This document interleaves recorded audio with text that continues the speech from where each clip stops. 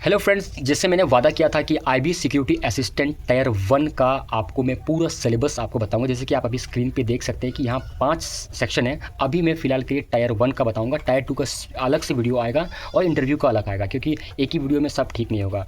आप देखिए टायर 1 में आप देख सकते हैं कि पाँच सेक्शन होगा और हर सेक्शन में से 20 क्वेश्चन आपको पूछे जाएंगे और एक क्वेश्चन का 1 मार्क्स होगा और नेगेटिव आपका 1/4 होगा। आप यहाँ देख सकते हैं। तो देखिए कि आप टायर 1 में आप देखिए कि जनरल इंग्लिश है और जनरल स्टडीज़ है, दोनों को एक साथ कर दिया गया है। फिर जनरल अवेयरनेस भी है आपके पास में और एप्टीट्यूड और रीजनिंग है। तो देखिए अब एक एक करके बात करते हैं। पहले जनरल स्टडीज़ से बात करते हैं। तो जनरल स्टडीज़ जो होता है आपका हिस्ट्री, ज्योग्राफी, पॉलिटी, ये आप लूसेंट से कर सकते हैं और बस अपने आप को टेस्ट करने के लिए आप एसएससी का पेपर को अटैम्प्ट कर सकते हैं। ये आप कीजिएगा ताकि क्या होगा, उससे आपका नॉलेज एनरिच होगा। ये मैंने आपको बता दिया। जनरल स्टडीज़ का लूसेंट आपको पढ़ लेना है, ठीक है। लूसेंट पढ़, उससे ज़्यादा आपको फिलहाल पढ़ने की ज़रूरत नहीं है।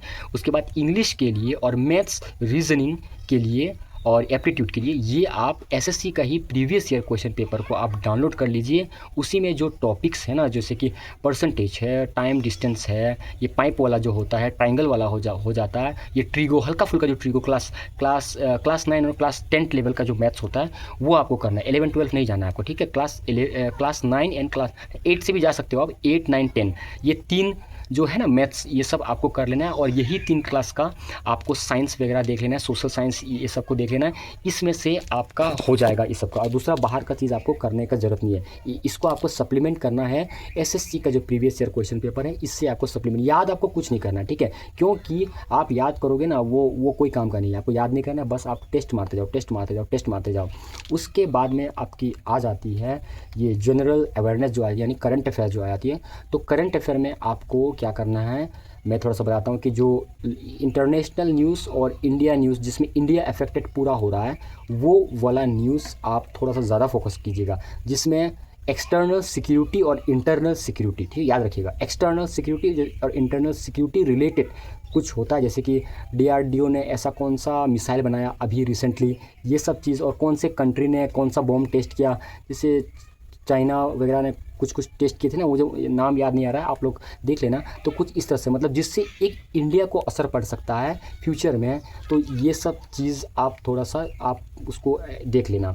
और साथ में इसके बाद में आपको क्या करना है, हमारे प्राइम मिनिस्टर, प्रेसिडेंट और गृह मंत्री कहाँ कहाँ जाते हैं, ये भी चीज़ आप लोग करना है। ये आपका जनरल अवेयरनेस बोलो या जनरल स्टडीज़ बोलो, ये दोनों में ये आपको डिफाइन नहीं कर पाओगे उस जगह जब क्वेश्चन पेपर आपका आएगा ना। तो ये सब चीज़ आप उसको करंट अफेयर के हिसाब से आप इसको याद कर लेना। और एक चीज़, इंडिया के बगल में जो एशिया सबसे, जो इंडिया के बगल में जितने भी बाउंड्रीज हम लोगों का कंट्रीज़ है ना, उनका national games, national sport, national जो पैसा वैसा सब कुछ आप लोग थोड़ा सा उसको देख लेना। क्योंकि उन लोग पूछते हैं, डायरेक्ट पूछते हैं, ठीक है। ये एकदम डायरेक्ट पूछते हैं उन लोग। उनका प्रेसिडेंट कौन है, ये सब प्राइम मिनिस्टर कौन है, या जो भी है वो सब का थोड़ा सा आपकी इंडिया के बगल का बता रहा हूँ। यहाँ तक कि इंडिया के बगल का, जैसे कि जो भी आपका म्यांमार हो गया, बांग्लादेश हो गया, नेपाल हो गया, भूटान हो गया, अफगानिस्तान हो गया, पाकिस्तान हो गया। तो ऑब्वियसली पाकिस्तान का तो नहीं पूछेंगे लोग। अफगानिस्तान हो गया, मालदीव्स हो गया, ठीक है। ये सब चीज़ के बारे में करना। और स्पेशल थोड़ा सा नज़र आप अंडमान एंड निकोबार और लक्षद्वीप में भी कुछ जगह डेवलपमेंट हो रही है, कुछ भी, वो भी थोड़ा सा आप लोग नेट वगैरह में सर्च करके देख लें कि कुछ ऐसा डेवलपमेंट हो रहा है जो आपको पता होना चाहिए, ठीक है।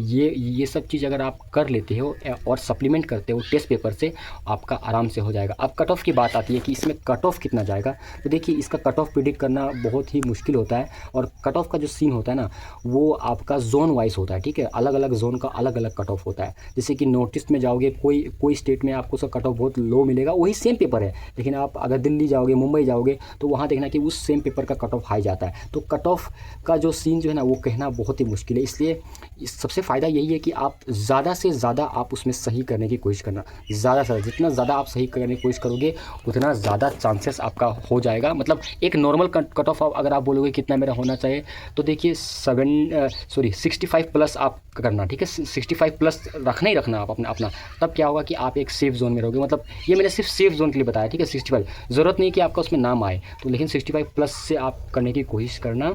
ये और एक चीज़ बात बताता हूँ कि अगर सपोज इंटरव्यू देने के बाद में आपका सिलेक्शन नहीं हुआ, तो आपको निराश नहीं होना। इनकी वेटिंग लिस्ट भी आती है, और वेटिंग लिस्ट ऐसे पब्लिश नहीं होती है, उन लोग ऑटोमेटिकली आपको कॉल कर लेंगे, ठीक है। वो सब उनके ऊपर में है। है, तो आपको निराश बिल्कुल नहीं होना। तो इसलिए आपको मैंने कहता हूँ कि अगर आपका सिलेक्शन फर्स्ट अटेम्प्ट में नहीं भी होता ना, तो आपको टेंशन नहीं लेना है। अगर आपके जोन से वेटिंग लिस्ट आने की होगी तो आपका नाम भी आ सकता है, तो आपको निराश बिल्कुल नहीं होना है। और एक चीज़ के बात का आप लोग ध्यान रखिएगा, ये सब करने के बाद में, कि अभी अपने रिकॉर्ड को आप साफ़ रखना, मतलब कि ज़्यादा आपको इधर उधर जाने की ज़रूरत नहीं है, ठीक है। एग्ज़ाम जब देंगे आप, जब टायर 1 देंगे, टायर 2 देंगे, यहाँ तक कि इंटरव्यू जब देने का समय होगा ना, तब आप अपना बैकग्राउंड थोड़ा सा अच्छा रखना। मतलब आप मेरी बातों को थोड़ा सोचने की कोशिश कीजिएगा कि मैं क्या बोलना चाहता हूँ, कि जो भी करो क्लियर करो, ज़्यादा किसी से उलझने की आपको ज़रूरत बिल्कुल भी नहीं है। आप बस अपने मन पे रहिए, क्योंकि आप एक बात याद रखना कि IB जो भी बंदों को सेलेक्ट करती है ना, उसका पूरा बैकग्राउंड चेकिंग होता है, टोटल बैकग्राउंड। आप कहाँ से थे, अभी तो नहीं, जिस दिन आप वो फिलअप करोगे ना, वो जब इंटरव्यू का जो फॉर्म SSQ बोलते हैं, SSQ जब आप करोगे फिलअप ना, तब आपको मालूम चलेगा कि आने वाले अपने पिछले 5 साल आप कहाँ थे, कहाँ से पढ़ाई की, आपके डैड क्या करते हैं, आपके डैड ने लोन लिया है क्या, आपके मॉम ने लोन लिया है क्या, आपके नाम से कोई गाड़ी है क्या, आपने लोन लिया है क्या, आप कहाँ रहते थे पिछले 5 साल से, कौन से स्कूल से पढ़े, कितने साल में पढ़े, कहाँ आपका मतलब कौन से हॉस्पिटल में से आप हुए, ये सब सारा चीज़ उन लोग पूछते हैं। और सब सारे चीज़ का मतलब एक चेकिंग होता है, बैकग्राउंड चेकिंग जिसको बोलते हैं, वो होता है बहुत तगड़ा लेवल का होता है। मतलब उन लोग करते हैं, मतलब क्लियर कदम आपको निकालेंगे, इसलिए ये सब चीज़ का ध्यान रखिएगा।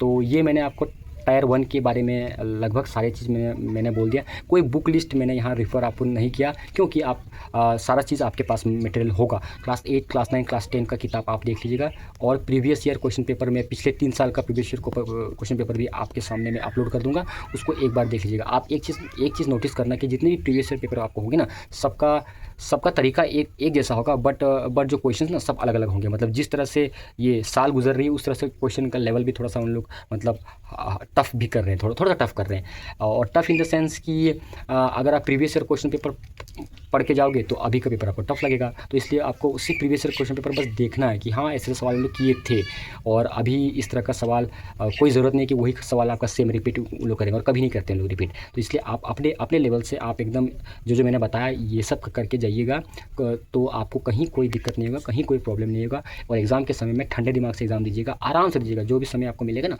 आराम से सोच के जो पहले आता है उसको पहले अटेम्प्ट कीजिएगा।